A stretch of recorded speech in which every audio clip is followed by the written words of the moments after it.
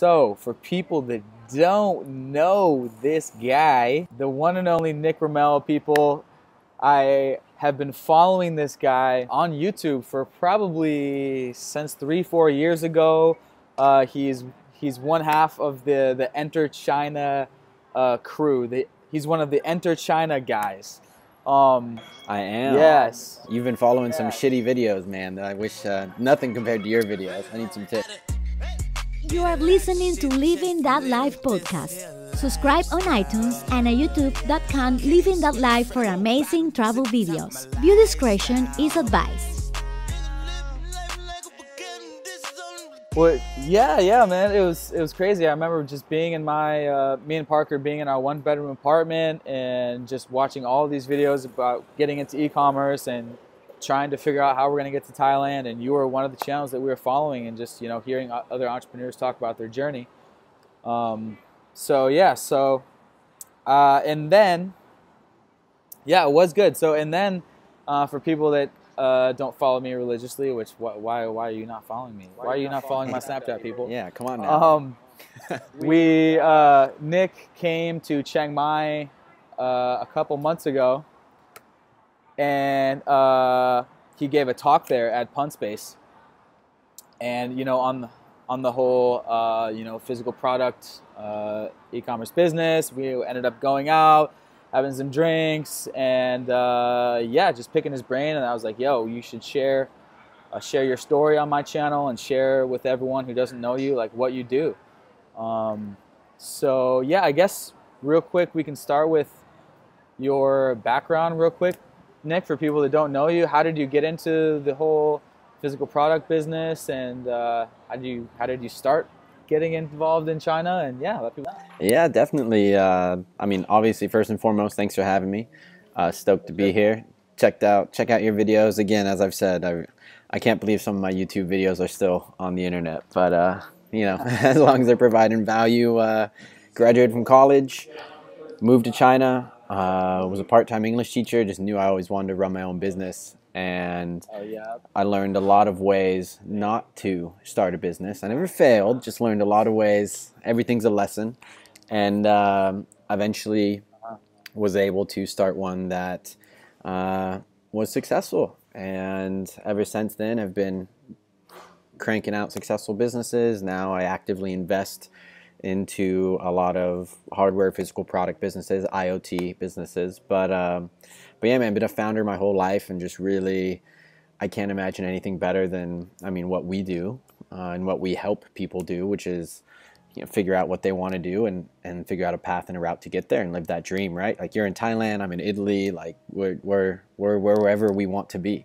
You know what I mean? And I think if that's part of your dream and what you want to do, then it's fantastic. So yeah, the first business was a import business. So I had a wine import business to mainland China that got acquired in 2013. And then started physical product businesses, men's products, watches, speakers, you name it, just helping people. Pretty much we were in China, so we had access to any physical products you could want. And that's when Kickstarter was getting big, Indiegogo. Started launching some physical products, doing well there, and then ended up building Enter China, which is a community of physical product founders. So if you're a physical product founder and you want to build a business, we have a community of almost 300 founders who, together we do more than $50 million a year annually in revenue.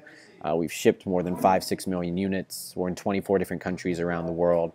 Founders helping founders, man. Entrepreneurship's not an easy route. And actually, Enter China just got acquired in April of this year by Brink, which is the IoT investment company that I also helped start. So now building the community from within Brink, and part of the deal was get to do it remotely from wherever with my incredible team. And just trying to provide as much value to founders as I can, because I know how hard the journey is. Now I'm here drinking. Yeah, wow. Looks like an espresso martini, but just a shaken coffee. It's only 10:30 in the morning here. I was impressed. Nick is in Florence, and I was actually thinking about Florence this morning. I was telling him, because the restaurant I was eating at had a quote called, it was Florence Life. And then someone was asking me, like, what is Florence? I was like, I think that's Italy, like a small town in Italy or something. And boom, today I'm talking to someone in Florence. I'm gonna. I hope crazy. I'm gonna ad lib a bit. I hope the video holds up. I want to just give you all a quick. Yeah, quick man. It looks like you're living the high life. You got a penthouse to and what shit. Florence. Yeah, man. It's great. We're right on the river. You can see there, and then the Ponte Vecchio is just one block down. So that's a pretty famous structure here in Italy. And yeah, just right here on the river. Beautiful kind of morning hikes, things like that. It's hard to beat, man.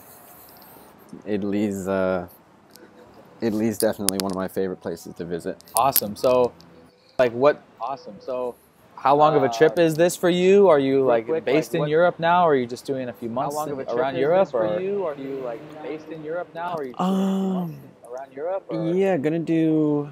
I'm pretty much half-time Hong Kong. Awesome. And then half-time remote. So. Awesome. Yeah, it's been less and less Hong Kong actually, because Brink, it's definitely gotten a lot bigger over the past few years. We started it and we were 4 people, now we're about 35, and it's definitely running on its own. And for me to build Enter China, we're a lean and mean team. Everyone's remote, and again, as long as you believe in your team, and I think, and your team you believe in the business, then time zones, all that stuff doesn't. Of course, it inhibits a little bit, but as long as the quality and the care is there, as business owners, we're able to drive it. So yeah, in Italy probably for maybe a month. I don't know.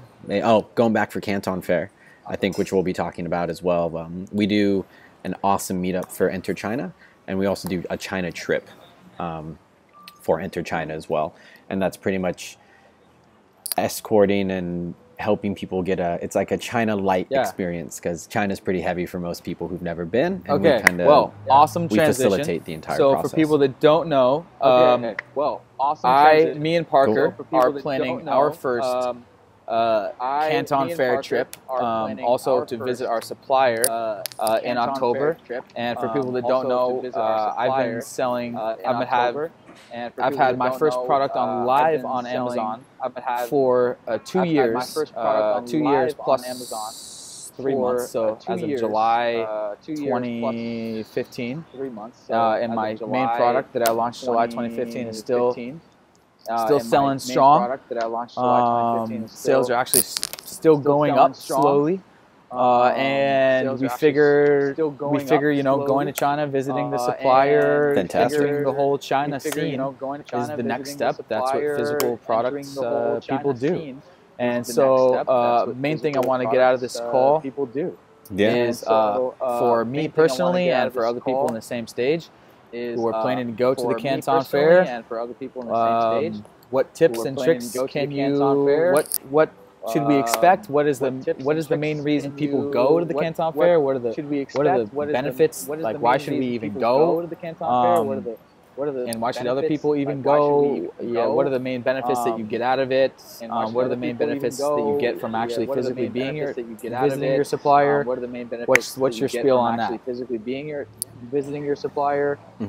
What's your spiel on that? Yeah, man, 100%. I mean, first and foremost, I think the benefits of seeing China and where it's at is something everybody should witness. When you see the sheer size and the amount of things being done, in the most populated country in the world, historically the fastest growing ever, it's really a sight to see. I think when a lot of people look at China as it is still absolutely a developing country, but the way that it's modernizing, the way they're integrating like mobile payments, they're setting up infrastructure, they've learned a lot from watching the rest of the world modernize as they've been quickly catching up and following. From attending the fair itself, man, I guess number one would understand. I mean, trade shows are pretty intense.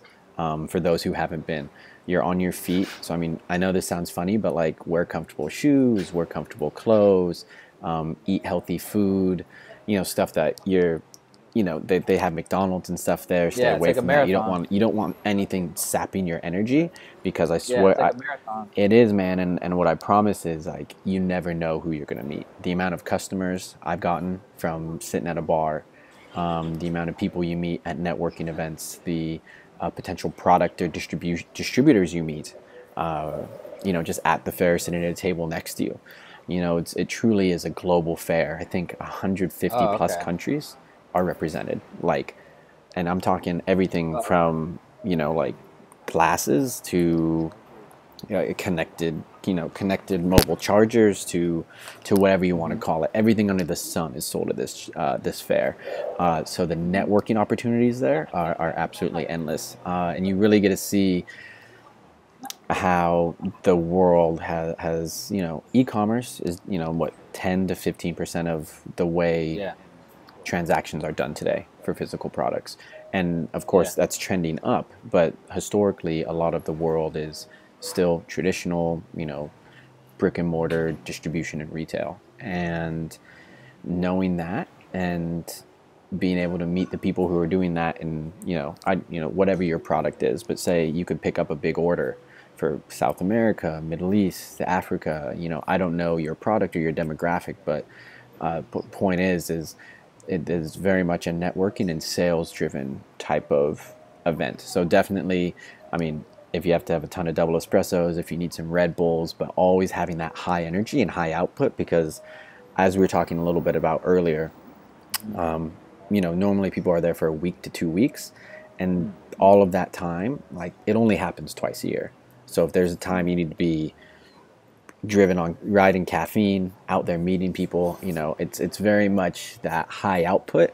The more you put into it, the more you're going to get out of it. Absolutely. You can go rest at your hotel and relax and and go eat dim sum and go see the markets and all that when you're there, but I would definitely tack on a few days to that and be heavily focused on getting as much relationships and networking done as you can, because regardless of who you're meeting, a lot of people there, it's definitely not their first time. We have a lot of people come, but a lot of people have been coming for years and years and years. Last time I was there, I met a guy actually from Italy, and he's been going 5 or 8 years, and even him talking about the changes he's seen, that there's so much knowledge to absorb, about how he does business, about how he works with his suppliers, about working in his vertical, any of this stuff, and just makes you so much better at understanding through absorbing and synthesizing the information from other people. Awesome. Yeah, absolutely, dude. And again, I think 100% download the application WeChat. That's what everybody uses in mainland these days. And while the suppliers that show up at Canton Fair, they're definitely some of the more bigger ones, and they may not be the most startup friendly. Even the whole interaction of negotiating, doing the dinners with their Chinese counterpart, going to, learning the business card stuff. A cool little one is always, when you cheers, you always go lower to show respect. For example, doing these little things, or tapping the table with 2 fingers to say thank you when someone pours you a drink, or always pouring everybody else's glass before your own. These are all things that are just habit for me now.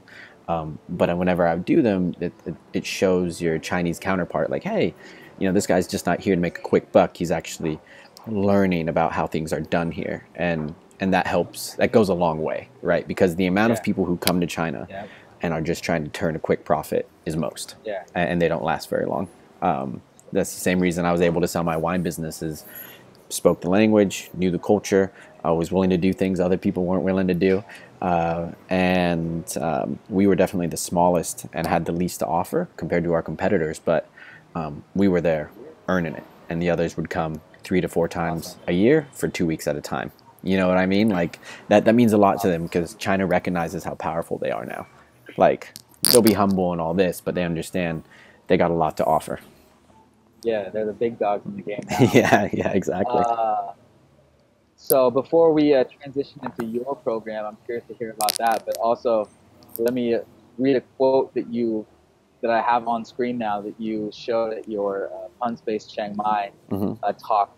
It says, "Life doesn't give you what you want; it gives you what you deserve. And if you haven't worked for it, sacrificed for it, and haven't given your all, then you won't deserve it, and you won't get it."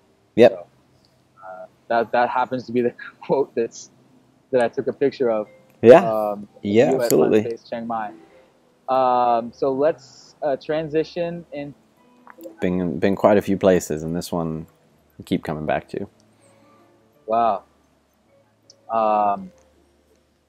Yeah, man, lots of traveling to do, taking it slow. But yeah, my dream, it started off as my dream was to travel the world. So I remember I watched your videos, man. I remember that. I saw you speaking at the conference as well in Thailand, and like, definitely, you know, it's like, it's cool, man. Regardless of whatever, I remember back in the day, my dream was very simple. You know, was trying to do a backpacker thing and jump around, do the shoestring budget. But then, as ambitions change and you want to do different stuff, right? Like it's cool. yeah, Coolest thing is, I mean, it seems like you're pretty stoked on life on a regular basis. So I think that's what's most important. Is most people just aren't, you know, and it blows my mind.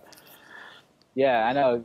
I got to pinch myself like pretty much every day how different life is compared to 3 years ago with our regular job life. This was our dream, just to live abroad for a year. It started simple, just like I just want to live in a tropical country for a year.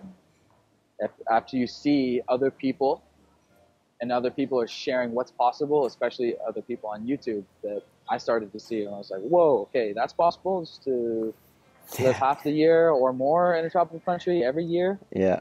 Okay, that sounds good. Let's see what they're doing. That's it, man. It's super awesome to be able to share what I'm doing now, just because I record everything just naturally. So for people to see what I'm doing and then see other people starting, try to copy me, so it's great. Yeah, dude. Again, and most importantly, you appreciate it, like you said. Like, and that's one thing I don't think enough people do, or they forget really quickly their journey. You know, and it's like I think about it every single day. When it's like, I remember what life used to be, so I'm definitely gonna keep hustling and grinding to make sure that it never going backwards, right? Always going forward. Yeah, exactly. Okay, so let's get into your China program, because actually just today I was asking Parker if he got a response back from this other group that we were contacting before we knew about you, and I guess they're canceled now. So we're actively looking for another group. I don't know what you call it. So what would you advise? What can you tell me about your Canton Fair program? How many days is it? What does it consist of? Because I think we're highly interested at this point. Yeah, absolutely, man. So, I mean, Enter China in itself, you know, we're a community of physical product founders. And with Brink, we're doing a China trip. And they've done China trips in the past, but essentially it's a week-long discovery process of, you know, Hong Kong, Guangzhou, Canton Fair, hopefully Global Sources Fair if it's around the right time as well. And you get to visit suppliers, manufacturers. I think probably the coolest stuff is the fact that you're out there with other founders, right? And I hands down, the reason I believe our community is successful is because of the value that exchange that happens of, you know, on the bus ride from Hong Kong to Shenzhen, for example. You're sitting around 10 other people who are also building physical product businesses. Maybe someone sold 10 units, maybe someone sold 100,000 units. But point is like the information exchange between each other is so valuable, right? And everybody has their own expertise, man. Like you, great example, what you could share with these other founders about creating content, right? They may be quality control experts and have done tens of thousands of units, and that may be an area you're not strong, but they can share with you their best tips about quality control and quality assurance, and you can share with them tips about creating content that engages with their audience, right? It's like, it may not be one for one, but there's still so much value going between the founders. And so that, and then you also get access to, you know, the Brink team and the Enter China team. So the Brink team itself, I mean, we have the Accelerator team. I mean, our investment portfolio at Brink has performed nothing short of incredible. And the team that we've put together at Brink, everyone there is experts. You know, our head of program, our head of finance, the co-founders, our technical heads, and everyone's there because they want to be there. And again, you and me, we're talking about it earlier, but, you know, it's like when you get an organization of people, same with the Enter China team, who they don't think about it is work. It is something they get to enjoy and they get to do, and they provide value and they happen to be compensated well for it. I mean, that's the dream, right? So to be able to talk to, the Brink team has seen thousands of founders on a regular basis, and we've seen people who have generated $0 to people who've sold their companies for hundreds of millions of dollars and everything in between. So I think gaining access to that is incredibly invaluable. And then when you look at it from, that's Brink and Enter China, and then the core Enter China team, the majority of us, all we know is mainland China and Asia, and we know scaling. We know personally, I've helped a ton of founders go from zero to that first 100 grand or zero to that first 1 million in revenue. And that's I think a lot of physical product founders don't understand, there's a fundamental process. There's customer discovery, there's customer development, there's launch prep and launch, and then there's scaling e-commerce, from a business end, from sales and marketing. Of course, you have to actually make the product, which is where most people fumble when they're coming from crowdfunding, or if they're trying to do an ODM product, so original design manufacturing. And, that being said, that's why I think communities like ours are so valuable, and trips like ours are so valuable, because, I think one of the biggest problems for founders that I've seen, and especially for my investments or even people from our community, they don't know what they don't know, and that's really dangerous. So they can be trying to do the right thing, like customer interviews, getting customer feedback on their product, right? But they're asking future-paced questions. They're asking questions about false positives. They're leading their interviewees to answers they want to hear. So then they're building the business and a product based off of something that's not actually based in fact. You always ask questions in customer interviews based off past or present focused questions, because humans are creatures of habit.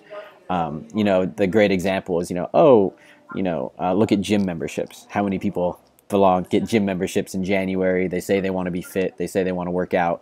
And then there's a 90% drop off in February, right? Like, it's just, people want to be fit and they want to be healthy, but have they been going to the gym? Have they been eating healthy? You know what I mean? So that's why we always have to ask past or present focused questions. So I mean, really wrapping it all up, I think what's most important is the access to China and it's efficient. It's with our program, you land and we meet you at the airport. Most of your meals, your transportation, you got a SIM card, you have a visa invitation letter. The Canton Fair process is sorted, and you have offices to work out of in Hong Kong and Guangzhou while you're on our trip. So that expedited process, which, I mean, reality is, man, time is money, right? So the amount of people I know who get stuck at the border because they haven't done the visa paperwork correctly, the amount of people I know who get suckered into these factory tours that are, it's a free tour, but it's like, they pretty much keep you on the bus the whole day and you don't get to dictate your schedule, or even just the process of getting to the fair and filling out your badge information. It took us like an hour and a half the first time. It's like, when instead it's like, no, you do this, 10, 15 minutes, and you get that hour back. So yeah, man, it's essentially the combination of us being able to alleviate as much of the first time headaches you're going to find, while taking you through the key areas you want to visit. Like for hardware IoT, Huaqiang Bay is a place in Shenzhen where it's all your components, all your suppliers, all your vendors. It's like a huge area where any consumer electronics or anyone who's sourcing something in a hardware space would want to visit. But it is like daunting when you go there the first time. It's like a few city blocks big, and you could waste an entire day there trying to figure out which way is up and which way is down.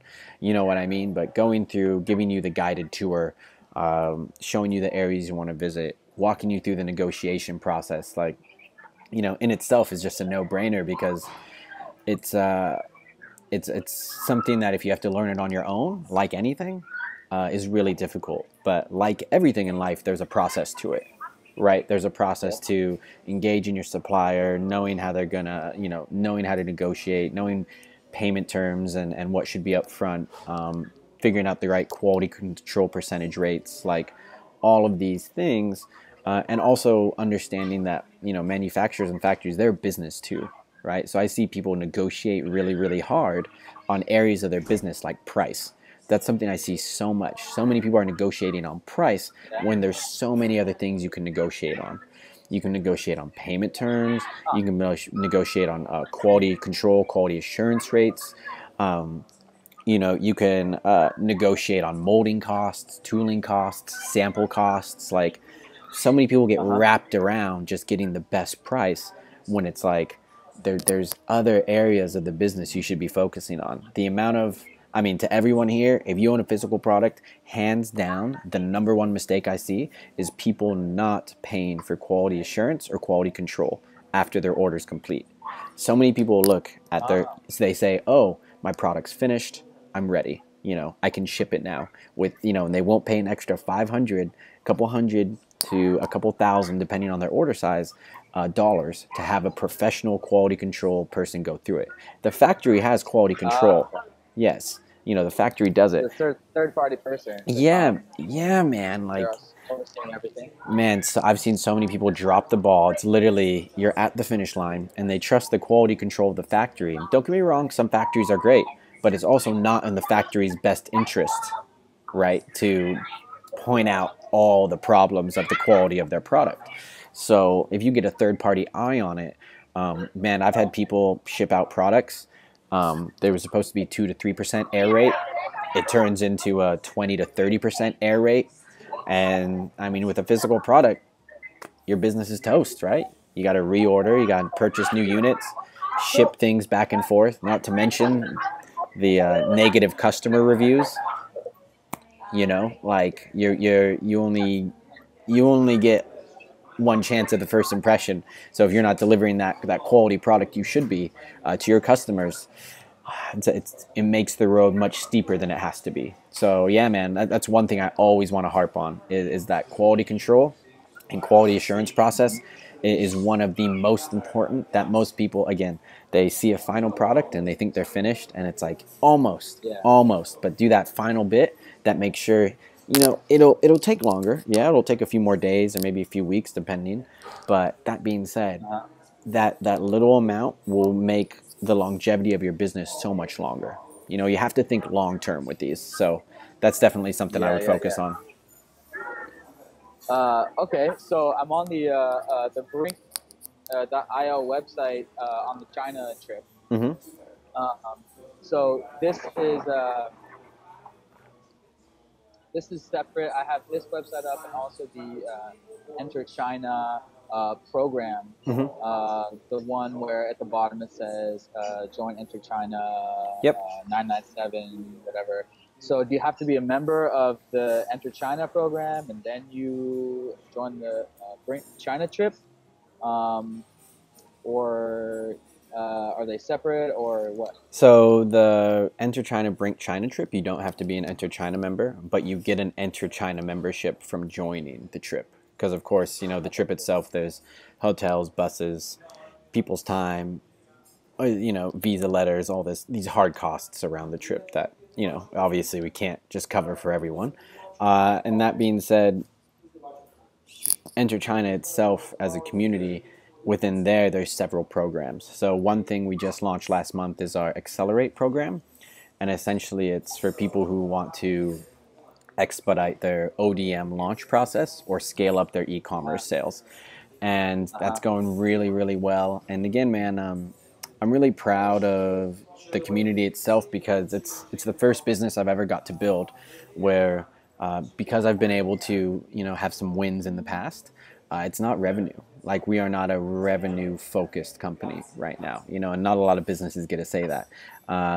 That, you know, of course we do care about revenue and growing and scaling our business and automating and optimizing. But that being said, like, it is purely a value driven type sort of business. And because for the long play, the more members we're able to help start and scale their businesses, the faster it organically grows, right? So because word of mouth, testimonials, you name it.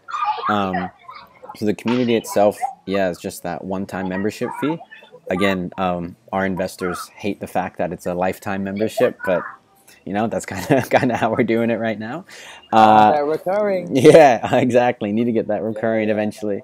Okay. But again, like we're trying to define what exactly we've really well defined that $0 to $1 million process for ODM founders, and that's something we're trying to build and put value around and put programs around. And then the Enter China trip, of course, is we have people in the early stage, beginners, intermediate, and advanced. People who are, some people want to just go visit a factory, and other people are trying to optimize their manufacturing output and, reduce their BOM and get better trade and logistics terms. So when you look at it, as I told you, on the bus, well, there's normally just such a scale of people, and we think that's what we love, man, is to be able to see so much exchange between founders, because everyone has something to learn. You know what I mean? Regardless of what you've done and what you've built. So yeah, to circle back, I think that you don't have to be a member, but it does come with the trip cost itself.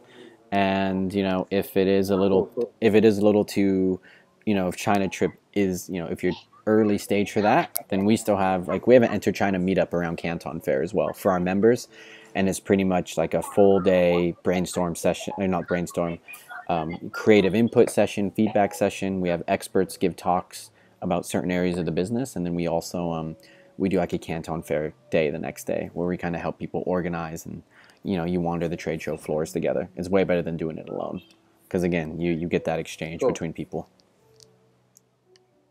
Yeah. So on the Brink site, the China trip, how do people find out more? I click the find out more button, and it just brings up an email, so they just contact you guys. Yep. To find out more. Yeah, and it can send you, if you go to enterchina.co/China-trip, and then another backslash, that should be the latest one we're offering, and it walks you through all the things that we're offering through the program.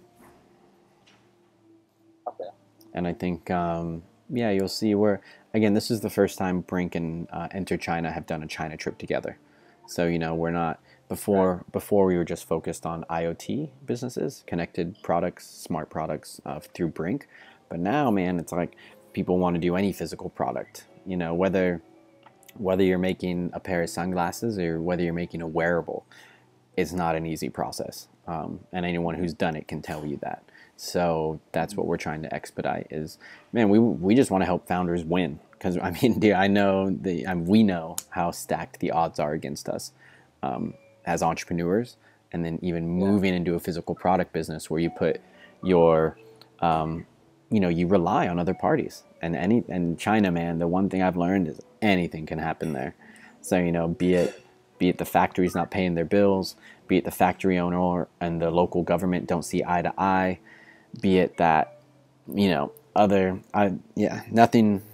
surprises me anymore after being in mainland China for so long. And again, just have to adapt and learn to keep it light while you're in China, because the people who get wound up and stressed and focus on the negative instead of the positive, they never make it out of there with a result they're happy with. Everything's a lesson. How for people who don't know, what is IoT? Sorry, Internet of Things. So it is the marriage of hardware and software products, smart products. So obviously wearable tech. Smartphone is obviously the greatest example of software and hardware. Anything that is connected to the internet that collects data. AKA the future, the Internet of Things. Yeah, man, is the future. So that's one of the things that's going boop. Yep. So obviously it's a great space to invest. Yeah, man, we have a ton of cool. It's IoT right now is still probably like 1.0, very early, but we're transitioning to where instead of just trying to plug Bluetooth modules and sensors into products that weren't smart to make them smart, or like people are actually starting to figure out how to create true value from that data, which is, it's a really exciting time. It's still very young, but within the next few years, I think we're going to see a lot of really exciting things. I was just talking to a guy earlier, actually, who's considering the China trip as well. He makes a wearable for women, and I've seen a few of them, and it's a ring, but it's a connected ring, and if a woman's in distress or trouble, she can tap it 3 times, and it sends notifications to her emergency contacts. It calls the local authorities, and it drops a GPS pin.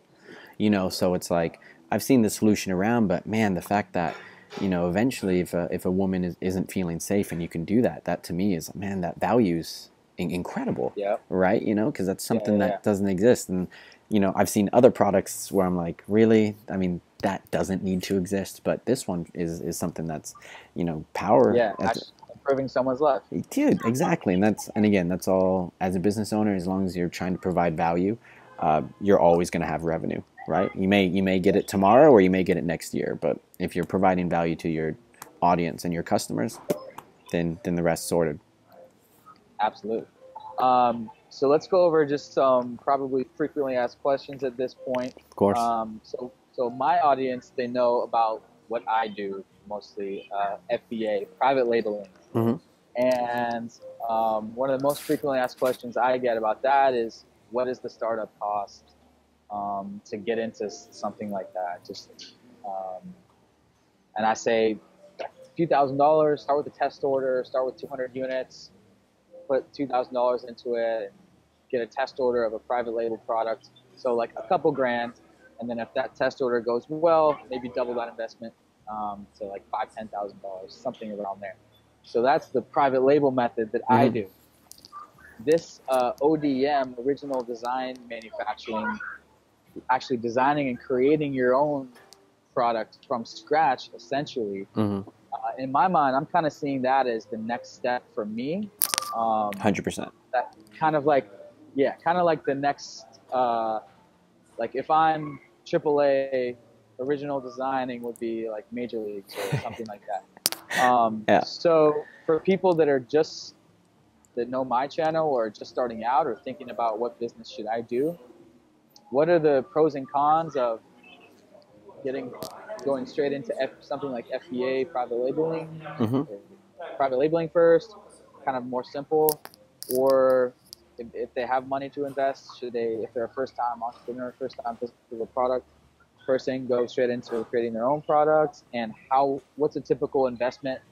Like, is it going to have to be more than 10K investment all the time, or what's your skill on that? Yeah, absolutely, man. I think when you look at it so first of all, you're absolutely right. I see a lot of people go OEM and private label, and they transition to ODM.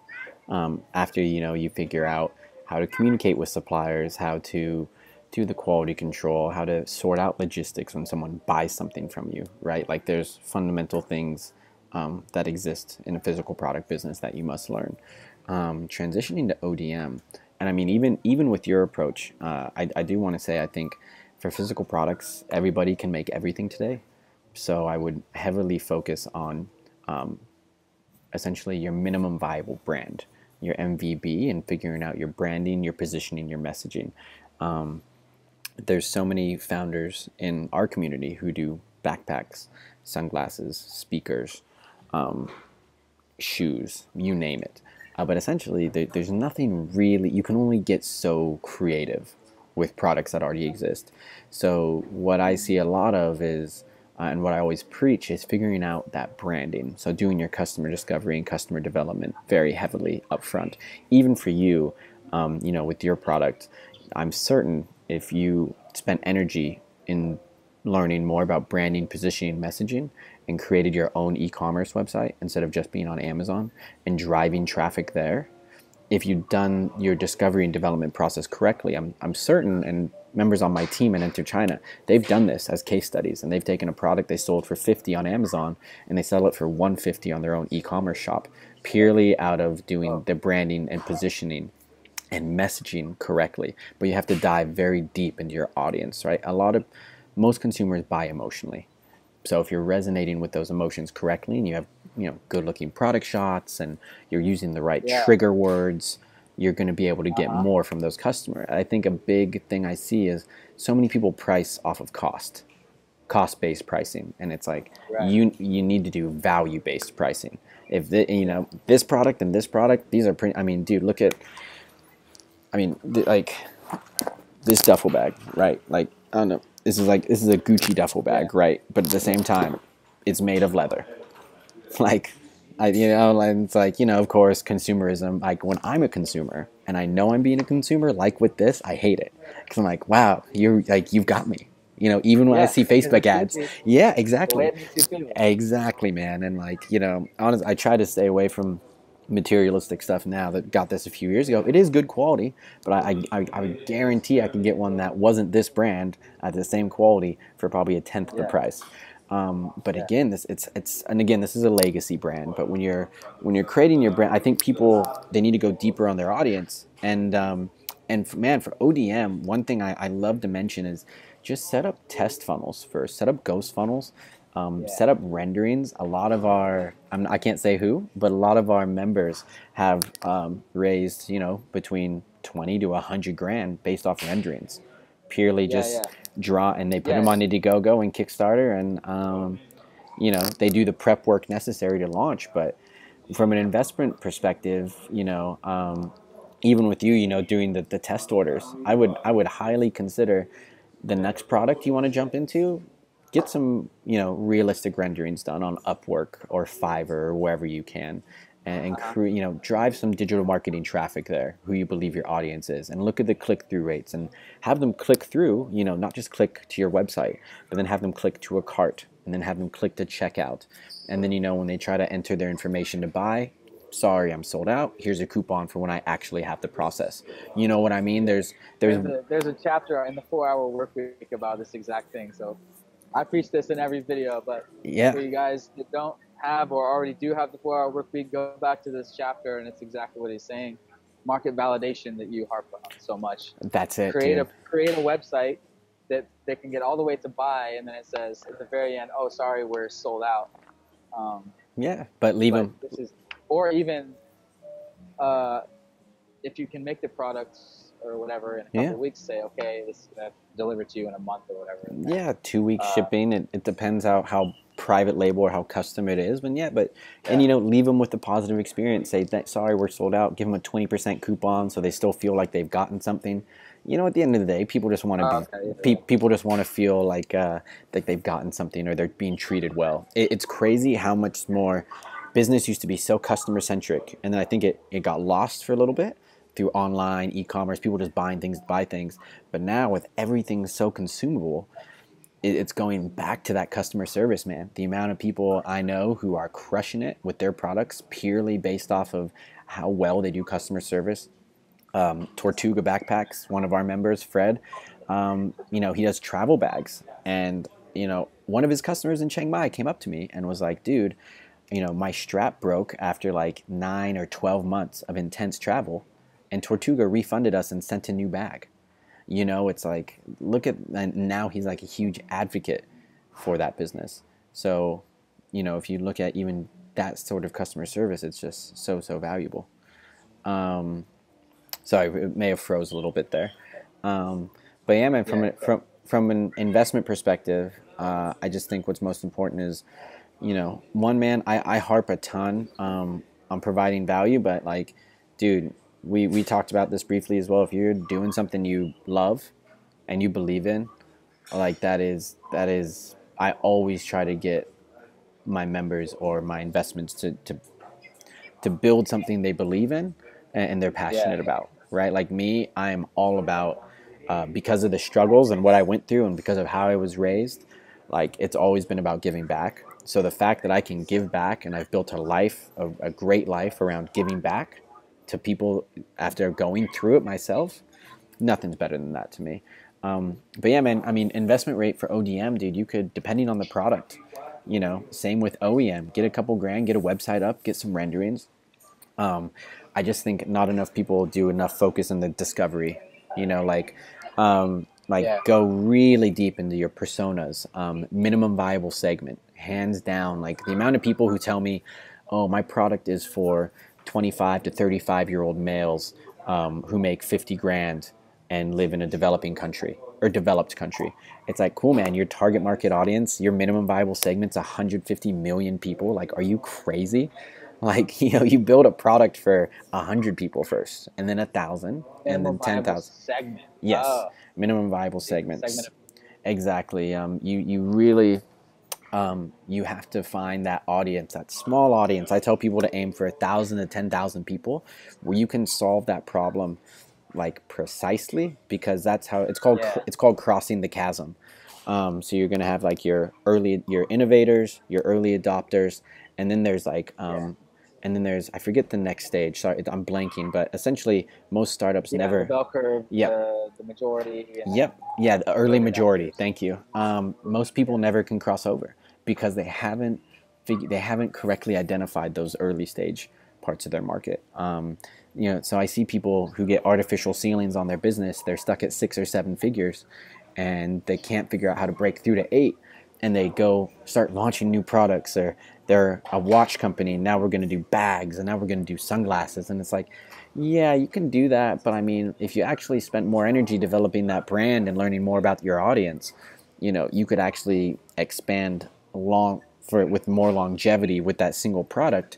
Because when you want to launch a new product, it's like, if I do jackets, great, I'm an expert at jackets, and now I want to do pants. That's a whole new manufacturer. That's a whole new manufacturing process. That is a whole new segment I have to learn about, new targeting, new marketing, like, new pain point recognition, all this stuff, when it's like, why not just be this expert in this one focused thing? So for Enter China, that's ODM, right? We welcome OEM people because we know, like you just said, the next stage is ODM, to where it's like, I'm going to create What does OEM stand for? Original equipment manufacturing. So stuff that they're already making, private labeling, etc. And after that stage, you move to ODM. And so yeah, man, from an investment perspective, it's I've seen people make 100 grand. I've seen people make 500 grand off of 5 grand. I've seen people make 50 grand off of 20 grand. And again, it always comes down to that discovery and development and the time people put into that. Everybody wants to generate revenue first, but you should focus on providing value first, and focus on the problem. Like, if you can focus on solving the problem, don't focus so much on the solution. That's a really good way of thinking about it. Yeah, exactly. Like, an example would be like, if I'm trying to come up with a product, okay, let's start with, ideally it could be like a product that you want to use yourself. So the market is, okay, someone who travels a lot, who likes to make YouTube and Snapchat videos. Someone who travels and really loves to do YouTube videos, and they do interviews. So they need this type of bag or whatnot to hold all their shit. Somewhere to hold a GoPro and your snap glasses. It could be yourself. Someone who skateboards, they need a stabilizer, some case of nice that, I don't know, type of shit. But dude, exactly what you're. So scratch your own niche businesses. Those are my favorites. Like what you just talked about, like creating a solution for something you need. Exactly. Scratch your own niche. That's the way it tends to work out, and that's the way I always harp. I say ideally it's a product that you would buy yourself when you're private labeling something to solve the problem. The really cool thing is my mom actually is now doing her own semi-customized private label products just straight from Alibaba. Okay, moms. She kind of combined 2 different products. She had this idea, when I was back home visiting for the summer. She's like, I want this. I was like, all right, let's check Alibaba. So we sat down for a few weeks and we looked at stuff, and now we just paid the supplier the 30% deposit for a 200 unit test order, and it was a boom. It was a scratch your own itch. She wanted that product. Dude, that's what's beautiful. So, even my mom can do it, people. Dude, that's what I would highly. I mean, I was fortunate enough to meet Gary Vaynerchuk in July in Hong Kong. He was in Hong Kong, and like his first book, man. His first book was the one that helped us figure out the elevator life, which turned into Enter China, which has now been acquired, and it was all about it's crush it. And I mean, it's pretty common knowledge today, but I mean, it was essentially, he was like, you know, if you are someone who loves yellow, or let's say green dry erase markers, or you love, like, you know, just these super niche, you like, I don't know, green bottles, for example, like, reality is there's thousands of other people just like you, so how can you go become an authority and deliver something of value to that? Man, all we were doing straight up was, if you check out my YouTube channel, go to the early videos, we were just talking business and life in China, and that has turned into what it is today, and something I'm really proud of. But like you said, man, get started and to scratch your own itch, dude. I think hands down, that's how you find someone. If you're providing value to yourself and others and you believe in it, that's how, I mean, you put in the hours of the, again, I hate to call it work. This is not work. This is like, I get to do something I believe in and I'm passionate about, and I get compensated well for it. Like, that's, if that's work, then sure. But, you know, it's like people, you know, it's just, I'm just so passionate about what I get to do, that I'm able to influence and impact people, and like you are. And I think, you know, that's probably one of the biggest rewards in itself. Yeah. No, yeah, exactly.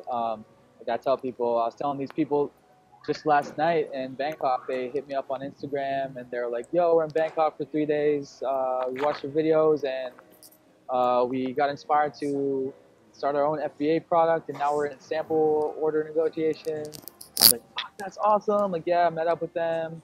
They had like law degrees or whatever, working corporate, you know, in that field, and they recently left, saved up a bunch of money, and now they're traveling for a year, and now they're like, their minds have been open. Oh my God.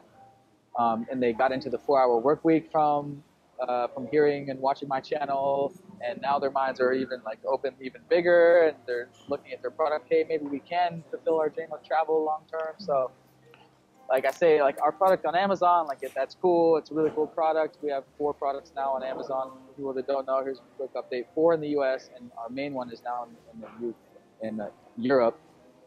Like that's all cool, but ideally you want to what do all the entrepreneurs say?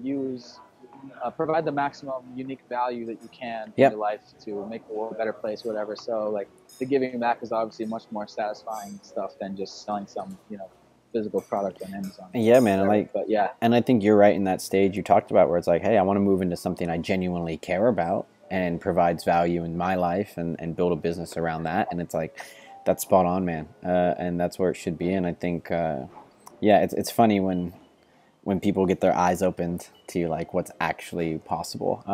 And one thing I really want to touch on with you is what I really respect is how you were like, it was a dream. And like what's so important is you defined that dream before going for it, at least loosely. I know a lot of people who tell me, oh, I want to be an entrepreneur, I want to be a founder. And I'm like, why? Or I want to build I want to build $1 million business. I'm like, why? Like, do you know the margins of $1 million business? Do you know the operating costs? Do you know, like, you know, oh, you want to travel, like, why? And as so many people, and that was one of my biggest things after we sold our first company, I didn't know what my why was. So everybody told me I was successful, because we had done X. But I remember, man, it was a weird place. I didn't know, everyone was like, no one tells you what to do after you're successful. And that's something that's weird too. And if you don't know your why and your passion and why you're doing something, it's a funky place to be, because you can do everything, but you also don't know what you're supposed to do. So you end up just doing nothing.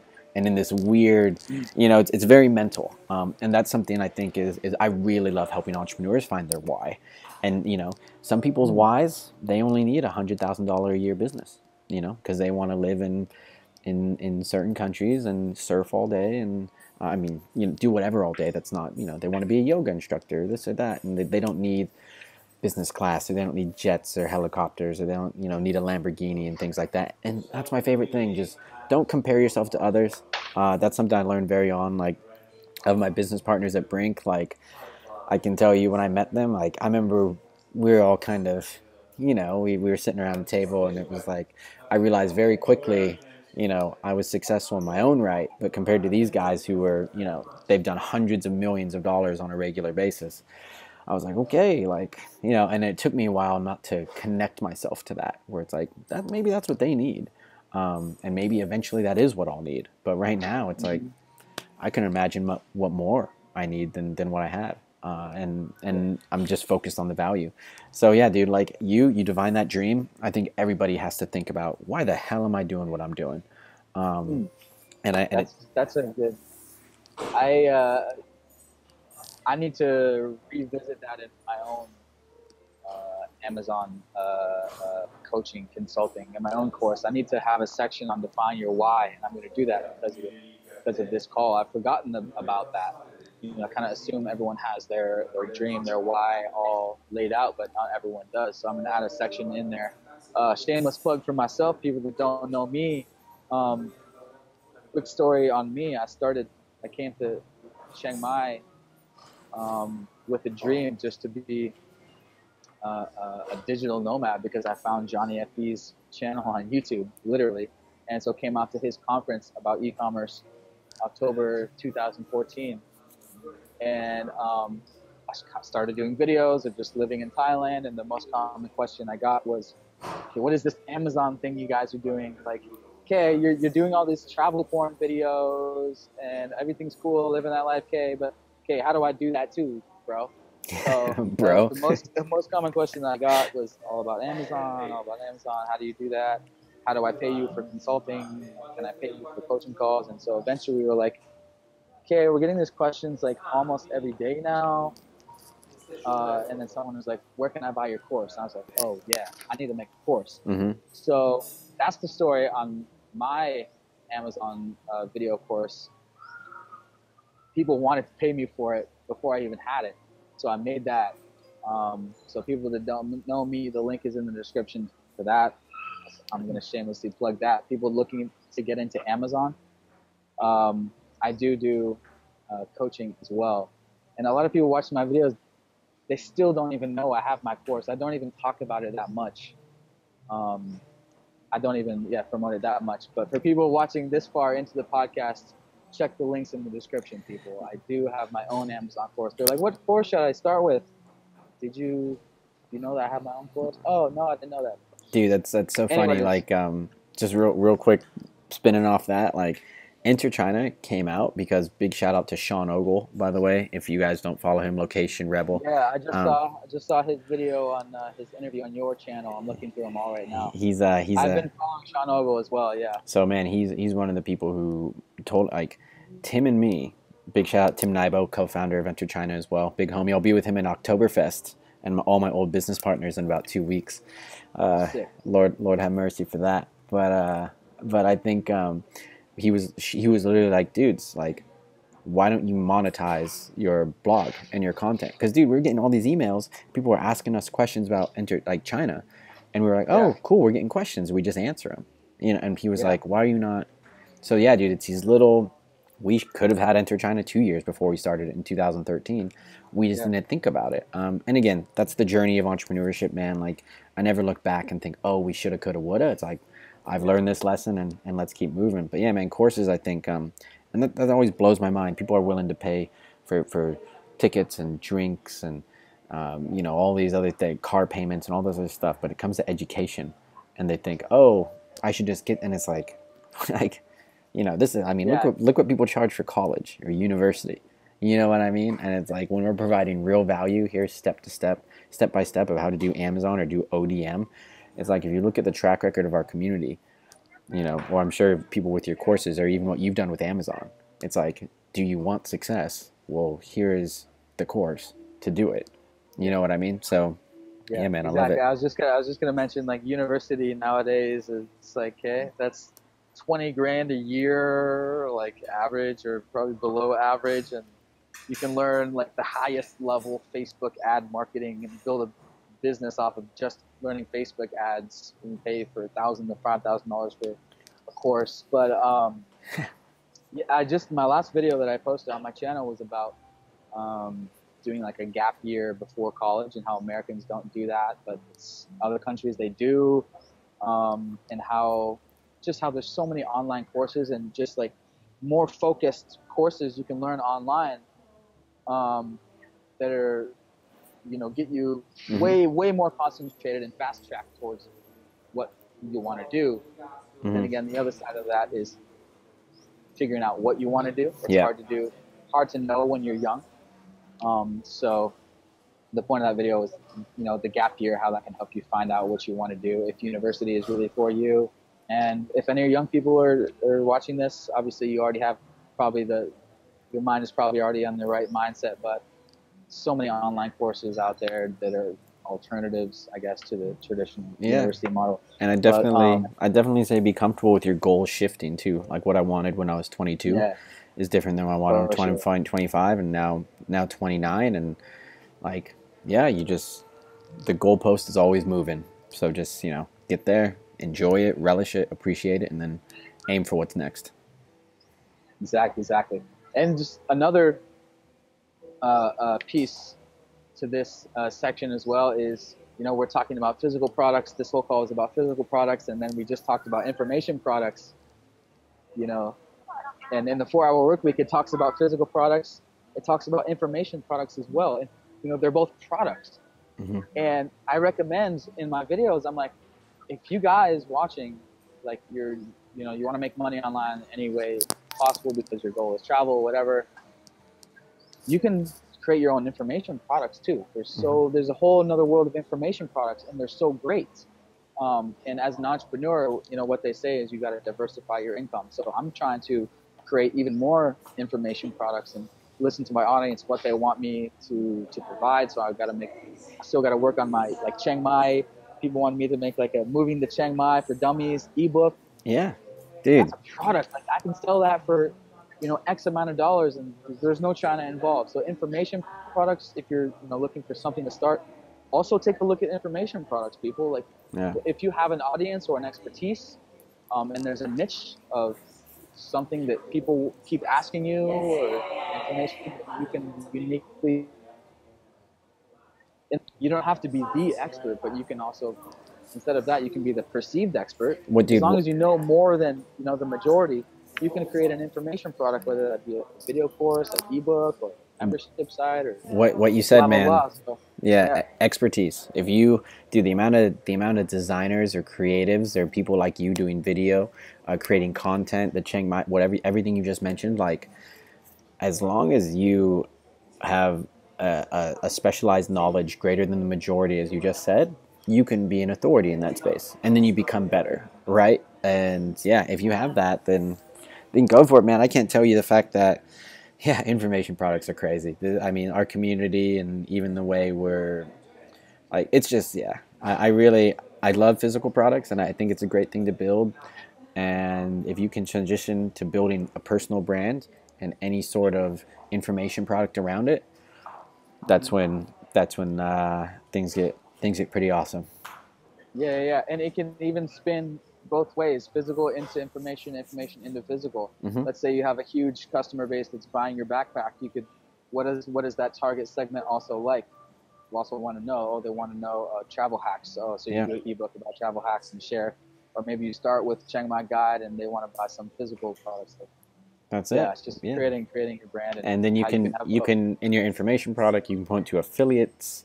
You know, you can point to custom products. You can point, you know, like, it's all clever, man. It's all there, and you just have to have a business mind around it. Absolutely.